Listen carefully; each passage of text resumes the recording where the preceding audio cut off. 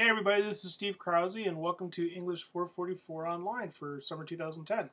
This is a little introduction video where I'm going to hit a couple highlights about the course description and the schedule and some other things that you need to know about the class. I'm looking right now at my other screen over here at the course description, and there you'll see information like who I am. It's Krause, not Krause, it's a long story. Best way to get a hold of me is via email, as you can imagine. And my office hours are 11 to 1 p.m. on Mondays, although I'd prefer to meet with people by appointment because it's an online class. It's easier to schedule things that way. The books for the class are, let's see, there's this one by Elizabeth Castro, HTML, XHTML, and CSS, which is about coding and such. There's this book, Lynch and Horton's Web Style Guide. Be sure to get the third, third edition there, because this is a different edition from some of the other ones. And then the next one is 140 Characters by Dom Segola, which is about writing for Twitter and some other things like Facebook and such. Now, before you get to the rest of the class, let me remind everybody about some of the conditions that we're working with here with the online thing and the 7.5-week thing.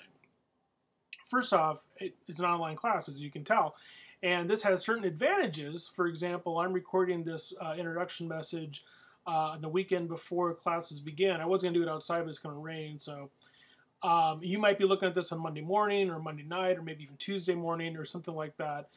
So online classes give us a lot of flexibility, but the thing is that with that flexibility comes a lot of responsibility on your part, because no one's going to tell you that you need to attend this class at X particular time. And, so you have to sort of be self-motivated enough to check in with the class. And furthermore, this is the kind of online class that you're going to have to check in with it just about every day.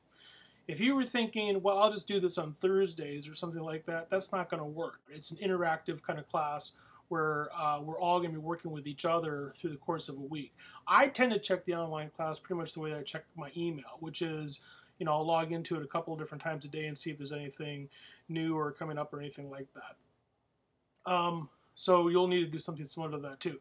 The second thing that's important to keep in mind is the 7.5 weeks thing. Now, 7.5 weeks, as you are probably aware, is shorter than the regular fall and winter semester, which is great. But it's important to keep in mind that 7.5 weeks does not mean half as much class. It means twice as fast. So in other words, everything that we're doing in this term is something that I would normally do spread over 15 weeks. So it just moves really, really quick.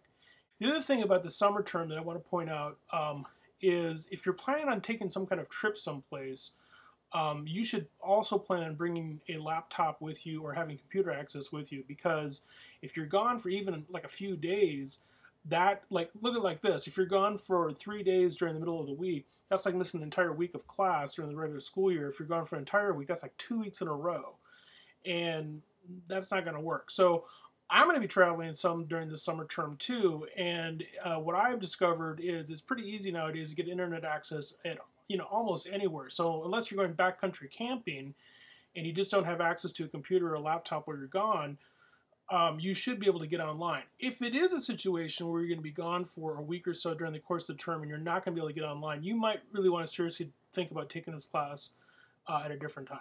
Okay, those warnings are out of the way. An interesting dilemma with this class. It's called Writing for the World Wide Web, and as a result of that, it involves some computer stuff. We're going to be doing some basic coding, some basic HTML and CSS. We're not going to get as complicated as we could be getting with these things, but it's going to be something a little bit more advanced than just working with a Microsoft Word document. So there is a certain element of computer stuff with the class. Also, when it comes to talking about making web pages, there is certainly a design element to it too, like color balance and layout and just the best use of images and things like that. So it's a writing class, and that's primarily what I want to focus on. And in my mind, it's very clearly that. But at the same time, it's also a computer class, and it's also a graphic design kind of class too. So we're walking kind of a fine line this term. When it comes back to it, though, we're always going to be circling back to the writing, which doesn't just mean words in a row, but the point is that it's a fuzzy line between these things. The other thing is that this is a class where, I mean, let's be frank, having certain computer experience prior to the class is going to be advantageous to you. If you don't have that kind of previous experience with computer stuff, you can still get through it, believe me. But the thing is you might have to spend some more time with it. We'll talk more about that as the term goes on. Okay, there's basically two components to the class. The first is participation. Participation means including participating in the discussions, which will take place right here, right underneath me here in this forum. It means doing things like Twitter, and we'll talk more about that as the term goes along. Some small group work, that sort of thing. One thing I'll point out is that one thing that's different about an online class versus, say, a face-to-face class is that in the online class, if you're not actually posting stuff and commenting on stuff, you're not really there. You know, in a face-to-face class, you could sit there and be paying attention and participating, but if you're not actually commenting on things, then I have no way of knowing whether or not you're involved in the class. So that's going to be very important for you to be commenting on all the discussion points as it goes along. If you read the course description, I'll talk more about how participation's evaluated, but that's something that we'll enter into a dialogue about later on in the term. As far as the major component of the class, of course, is the writing projects. And we'll talk a lot about these things, especially, well, throughout the term, of course, but I mean, as the term gets going, we'll start talking about them yet this week. So if you look at the writing projects part, those are the first two of the ones, are the wiki work, the blog and Twitter work. There's also a collection of HTML and CSS exercises, which will begin very soon. Actually, it's the first thing we'll do. A project called the CSS Zen Flower Pot, which asks you to use some CSS code to revise some simple HTML, and the print-based into web-based project, which the only hurdle with this is that you've got to have some chunk of writing from previous writing class or previous writing experience that you can convert into a website. So you might want to start thinking about that early on. It's something that you did before that you're particularly happy with and that you want to revisit. Graduate students also have another small project that you'll be working together on, which is to come up with a web presentation, website promotion material about the revised undergraduate major. And again, that assignment's described above there too. There's some other issues with the course description you should read over. Make sure the two ones that I'll mention now is that in order to pass the course, you have to turn in all the required material, all the required assignments, regardless of the grades that you receive and anything else. And also, look through the stuff that I have there on privacy. It's probably not a big deal, but it's just something to be aware of, that the entire class takes place here in this public forum on this website. So things that you post and things that you comment on, people from outside the class might actually see. And so you have to think about that both in terms of how you present yourself. You may not want to use your actual picture, or maybe you want to use just your first name and last initial, whatever you're comfortable with, and also the sort of things that you say, since people out, you know, in the real world, so to speak, might actually see it. So just bear those things in mind. The last thing I'll mention here real quick before I completely run out of time is the course schedule. The way that it's set up, and it's still kind of drafty because things are coming up for that are possible reading assignments and discussion points even as the course begins now.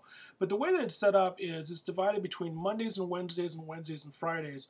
And you'll note that it says, for example, begin Monday and complete by Wednesday, and begin Wednesday and complete by Friday.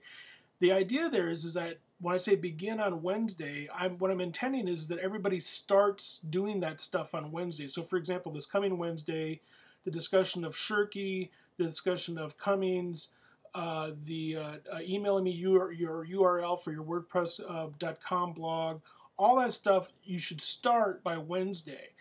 The point is that if people don't start that by Wednesday, then if they wait until Friday, then we can't really have a discussion about it, right? But if everybody posts something about, say, for example, that chapter from Clay Shirky's book on Wednesday, then we can have a discussion about it over the next couple of days. Okay, I think that's enough to get us started for now. Welcome aboard, and I'll be seeing you online.